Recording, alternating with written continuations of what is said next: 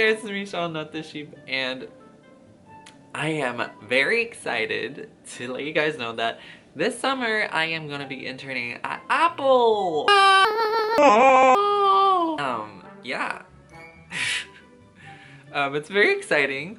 Yeah, I am still a little bit surprised, a little shocked, because last year when I did apply to like a bunch of high profile companies, you know, it was just rejections over rejections, and this year, I can't believe it, but I am interning at Apple. Yeah. This is very exciting, not just because Apple is such a high profile company, but because you know, as a design student, internships are really important in terms of getting a sense of what sort of work environment that I would like to work in the future. So last summer I was able to work at a small design studio near Providence, and it was really fun. I really enjoyed it because it was such a small space and so little people that I was able to sort of have creative control and have take leadership over certain projects, and it was sort of the projects were very different, so that was really exciting to sort of have different projects to work on, different type of work. Whereas now in Apple, you know, they already have such a strong brand and such a strong like design language that, you know, I'm not sure what I'll be doing. I'd be working with the Marcom design team, and they are in charge of apple.com and sort of product launch web content, I think. Yeah. And so, yeah, I'm not really sure what I'll be doing, but it'll be exciting to sort of look at the difference between such a corporate versus free, like small design studio, and hopefully I would make my mind after that internship. Yeah, and so I thought it'd be interesting to sort of share my experience applying to Apple and sort of internships in general and how I prepared for that. And so, I guess I'll start off with my internship process. So normally when I do apply to like high profile companies, it's very fast paced and it's like mass submission. Like you just apply to a bunch, like like it took me less than 30 minutes to apply to like Apple, Facebook, Google, and everything. You know, it's just uploading your resume and hitting send. And I sort of like, to be honest, I don't remember applying to Apple, but I probably did. But it's so like fast paced and like I just don't remember when I applied. And I think a few weeks after, or maybe more, like a month, I received an email from Apple, and they're like, oh, we'd like to interview you. I'm like, oh, okay, like this is new. I don't remember what I applied for, but sure. And so we did. It was really casual. I had a lot of fun sort of talking to the interviewer. It was a very casual conversation. You know, we talked a lot about Apple and sort of the design process at Apple and sort of the work they do, and also I got the chance to walk them through my portfolio and picked out a few pieces to talk about my process and my concept and everything. So it was pretty casual. It took about like an hour, so that length sort of gave me the hint that, you know, it's going well. You know, we were able to talk for so long, so, and it was fun. There was a lot of laughing and mostly like really awkward laughs, but okay, anyway.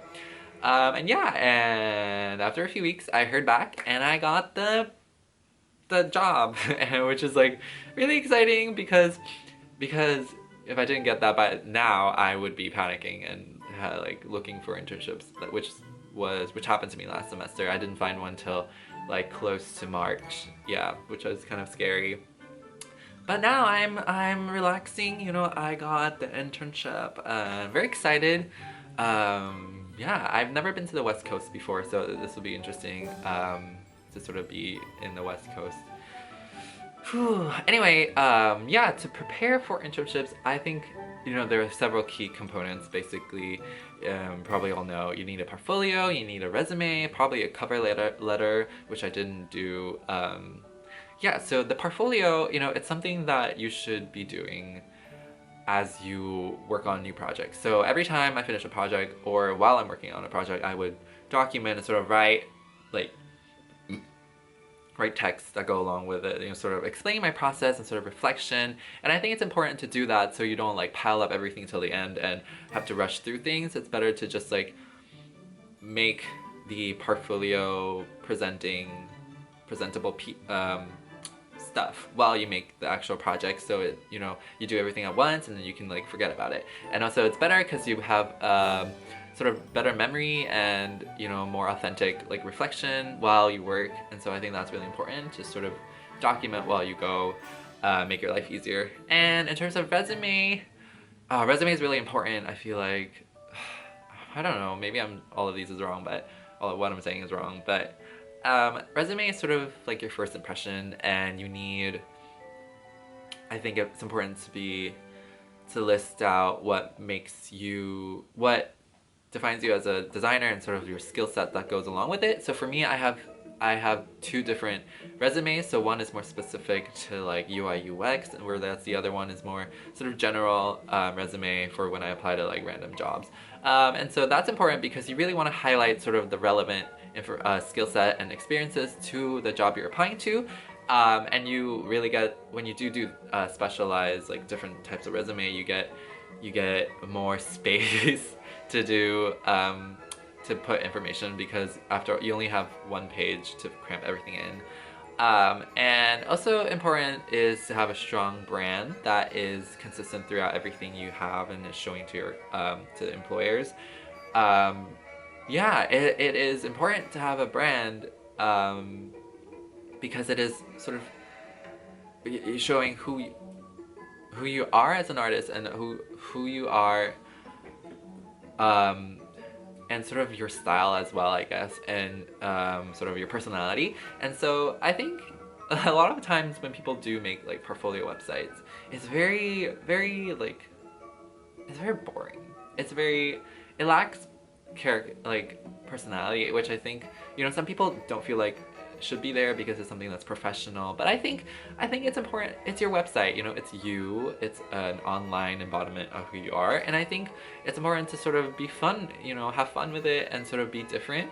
And so, you know, my website is very colorful, and it's very like flat colors and like, and you know, there's some like fun things going on, which I feel like it's really fun. And also like when you talk about yourself, like I think it's fine to like say I as a pronoun instead of like calling yourself in third person, like Sean is a designer in Providence. Like, why make it so impersonal? Like, just make it personal. Like, make it like a connection. Like, you're connecting with your viewers, you're connecting with your employers. And like, especially for, you know, a field like design, you know, it's really fun. It's really, you know, creative energy everywhere. And, you know, it's fine to like be fun and be creative, especially when it comes to your own work and how you choose to display it.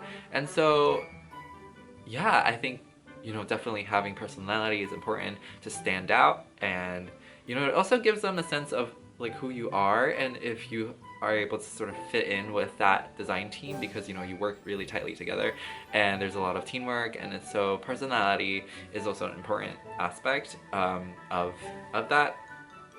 And yeah, so having a website and a resume, you know, those two need to feel like they're part of the same thing. So going back to branding, you know, it really should be the same, like having the same font, same logo or whatever, and sort of having your own brand that defines who you are.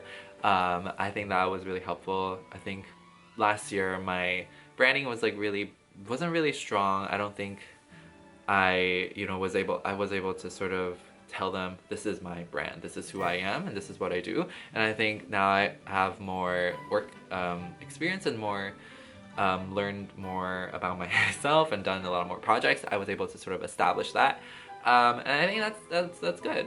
It's good stuff. Yeah. And also, yeah, like when you do interviews, like it is important to sort of have a sense of like professionalism, but I think, you know, I just can't take things too seriously. I just can't. Like, whenever I try to be serious, it just comes off like really fake and like really like I try to like be smart when I talk, but then it's just like they're probably smarter than you. So when you try to be all like technical and like use like, I don't know, like it's just like, it's just kind of like weird. So, you know, it's important to sort of acknowledge the fact that you're a student and you're still learning, and that you're not like the best of the best. Because if you're the best, then good for you. But like, it's important to like acknowledge that, and that sort of translates to when you talk about your work. It's important to note the different like things you want to improve on, the different you know, have reflection and point out what could be done better, because if you don't know what you could be doing better, then that means you don't have an eye for what could be better, or maybe your work is already amazing. I don't know. But yeah, I always talk about stuff that I don't like, stuff that I could improve. And even though like people always like tell me to be, you know, confident about your work, yes, I do like my work. That's why I post it online. But it's not the best, and every time, and a lot of time work you do in school is rushed, and it's not to, you know, it's not perfect, it's not done to the degree of what I would consider like complete. But yeah, it's just write it down. Just if something's bad, just write it down, just tell them. Because if you don't tell them, then they'll think like, oh, this is what you think is good, like, bye. But yeah, so yeah, just be honest, be yourself. And that is also applied to your branding and sort of how you present yourself online.